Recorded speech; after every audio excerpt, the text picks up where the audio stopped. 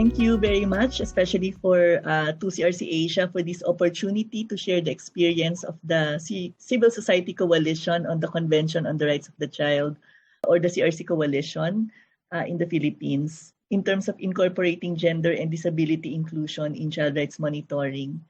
The CRC Coalition honestly has not yet directly engaged the CEDAW and the CRPD reporting processes, but has made some initial efforts to incorporate the issues and concerns of girls and children of diverse SOGIE and children with disabilities in its child rights monitoring work.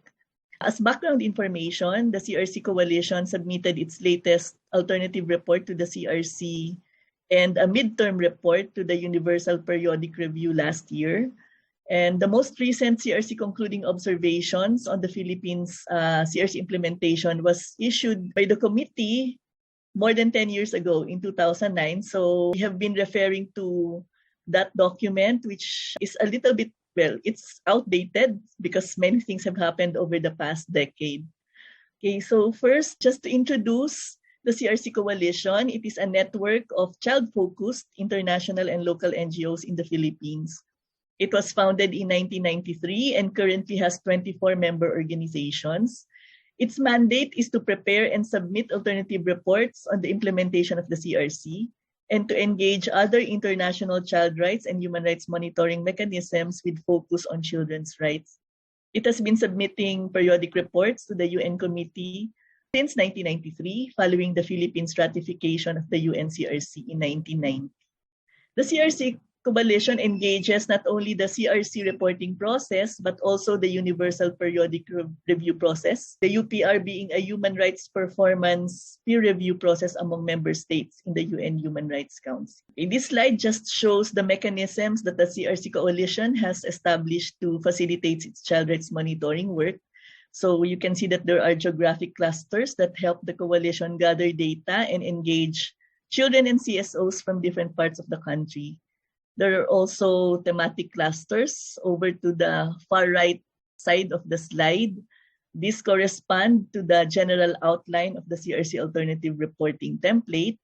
And the thematic clusters spearhead the analysis and the initial development of the specific sections of the CRC and other monitoring reports. In the middle, you can see the working groups of the coalition. The systems working group is the one that oversees the entire monitoring process, including developing the tools and preparing the report. The Child Participation Working Group, of course, ensures the children's meaningful participation in the monitoring process by providing guidance and oversight.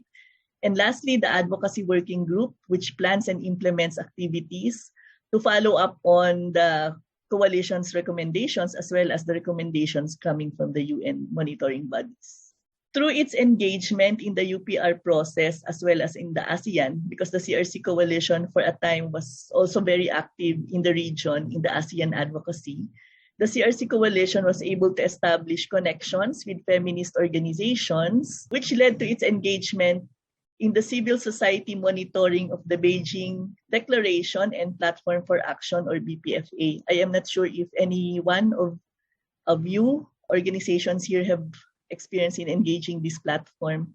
The BPFA represents commitments made by UN member states during the 4th World Conference on Women held in Beijing in 1995 to strengthen gender equality and women empowerment. One of the 12 strategic objectives of the BPFA focuses on the girl child. So for so many years, the Philippine CSOs have been submitting joint reports without any involvement of any child-focused organization or network.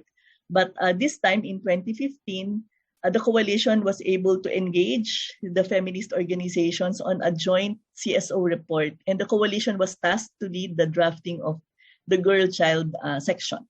So to develop the girl-child report, the coalition relied on available secondary data, But it was very difficult because there was very little gender disaggregated data and analysis from the data that is coming from government and even within civil society reports.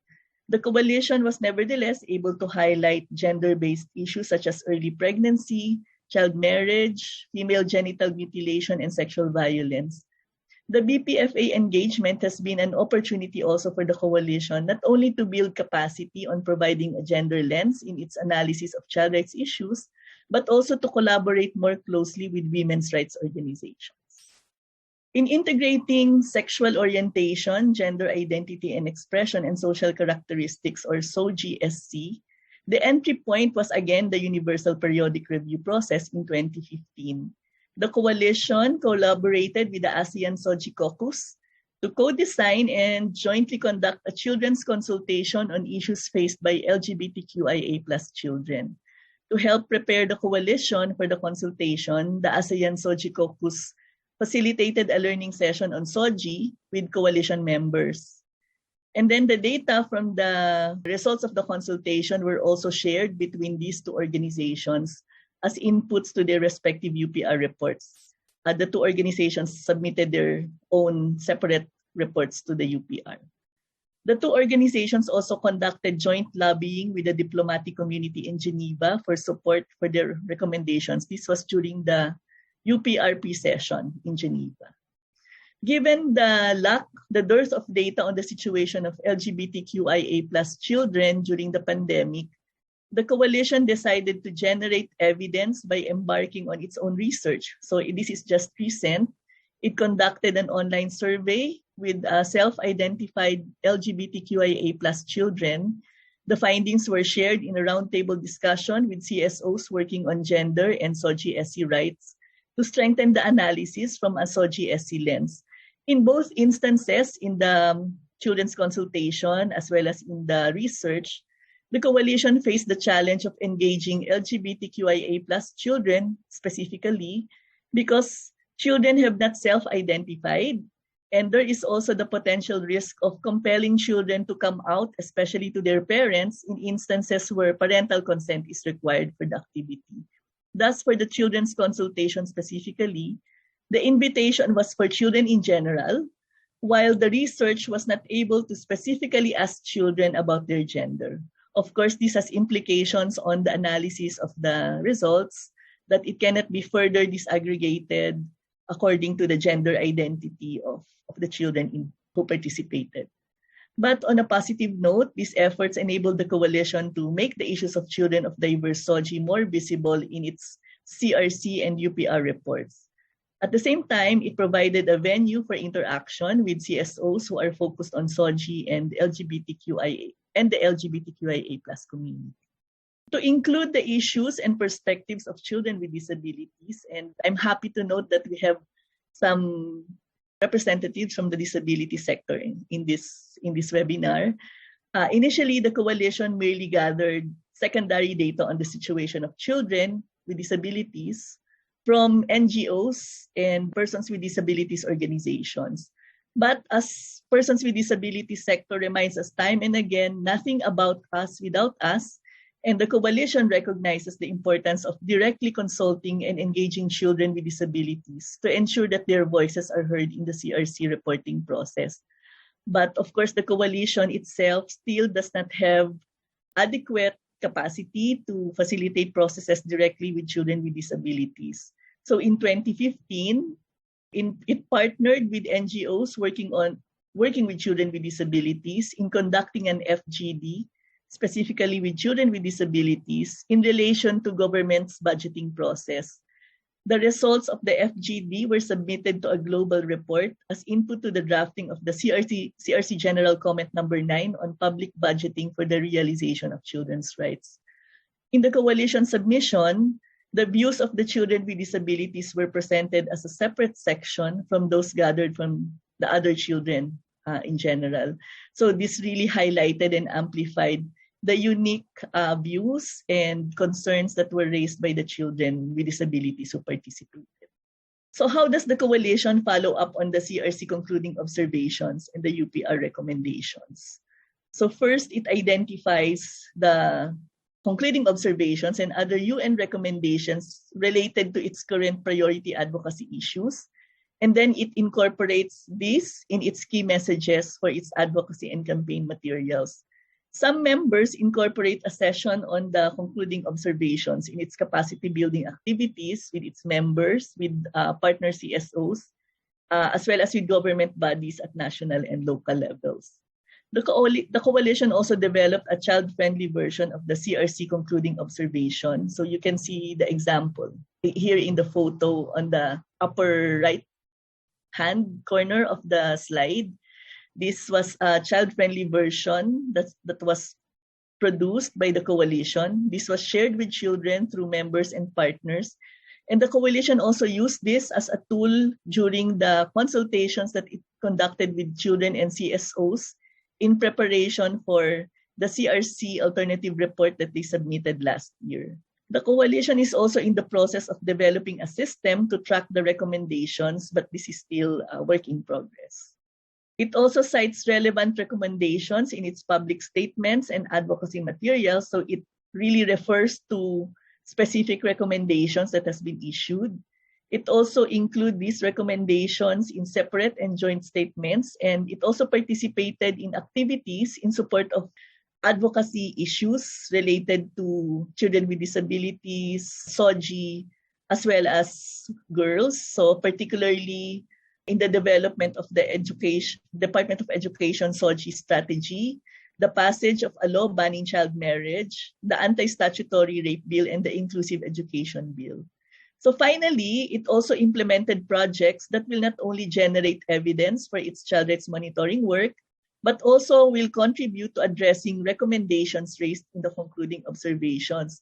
In particular are the recommendations from the UN Global Study on Violence Against Children, which were emphasized in the latest concluding observation, and this was way back in 2009. So in support of these recommendations related to violence against children, the coalition embarked on a project to help localize the Philippine Plan of Action to End Violence Against Children. This is in partnership with UNICEF, Philippines, and the Council for the Welfare of Children, which is a government agency focused on children's concerns. There's also another project that analyzed public investment for child protection systems in sample local government units. Okay, this slide summarizes what worked, what were the challenges that the coalition encountered, and some key learning from the experience. So the coalition's engagement in the UPR really helped establish linkages with SOGIESC focus groups, with women's rights groups, and organizations and CSOs working with persons with disabilities. And this paved the way for more focused and mutually beneficial partnership with each of these groups. Co-designing children's consultations with SOGI and disability organizations has also helped ensure that children with disabilities and LGBTQIA+ children are meaningfully involved and their perspectives are represented. And often the voices of these groups of children are drowned out when we have general consultations with children. And given the difficulty in disaggregating information from various groups, it helps to conduct separate consultations involving specifically LGBTQIA+ children only or children with disabilities only consultations.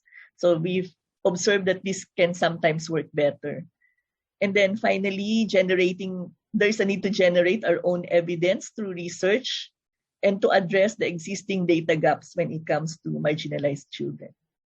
In terms of challenges, I've mentioned the absence of disaggregated data and analysis according to age, gender, disability, and ethnicity. So this is true both in government data as well as civil society, and even in some academic researches that we have come across, data are not gender disaggregated. Identifying children of diverse SOGI and children with disability. So while we were able to gather these children in consultations, we were not able to disaggregate further their views and inputs according to specific SOGI and according to specific impairments. So we do not as yet have the tool and capacity or the system to do this. And then lastly, the lack of existing tools and modules, as well as the lack of capacity for facilitating processes with children with disabilities. So this is an area that the coalition will really need to develop. In relation to learning, before we can effectively capture intersectionality of rights and issues, especially in relation to girls, children of diverse genders, and children with disabilities, it is important that we also spend time learning about gender equality, disability, and social inclusion, or GEDSI. Eventually, we need to embed GEDSI within the coalition's child rights monitoring system.